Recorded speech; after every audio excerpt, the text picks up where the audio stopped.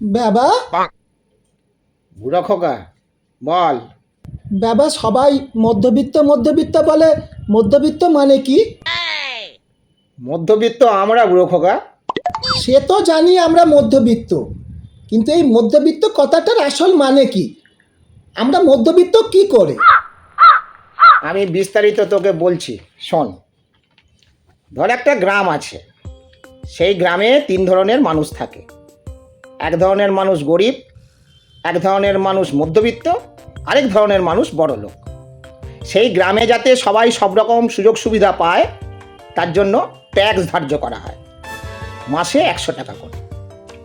গরিবের তো কোনো পয়সা কামাই নেই, তাই জন্য সে ট্যাক্স দিতে পারে না। আর বড়লোক বিভিন্ন রকম পদ্ধতি করে প্র্যাকটিস করে ট্যাক্স বাঁচিয়ে নেয়।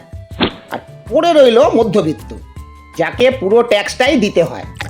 তাহলে তো মধ্যবিত্তদের সমস্ত সুবিধা মিলবে, তারা তো পুরো ট্যাক্স দিচ্ছে।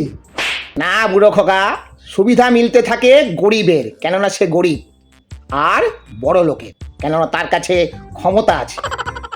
তাহলে আমরা কি পেয়ে থাকি বাবা? আমরা পাই সার্টিফিকেট, আর যে ট্যাক্সের পয়সা দিই, সেই ট্যাক্সের পয়সায় গরিবের ঘরে রেশন পৌঁছে দেয় সরকার। আর আমরা ব্যাংকের লোনের এগেনস্টে যে ইন্টারেস্ট দিই, তা ব্যাংক একজন বড় লোককে দেয়, যাতে সে দেশ ছেড়ে পালিয়ে যেতে পারে। বলতে গেলে আমরা এক প্রকার সুপার হিরো মধ্যবিত্ত, বুঝেছিস বুড়া খোকা? মধ্যবিত্তই হলো গরিব আর বড় লোকের অন্নদাতা, সুপার হিরো আমরা। সুন্দর বুঝে গেছি বাবা।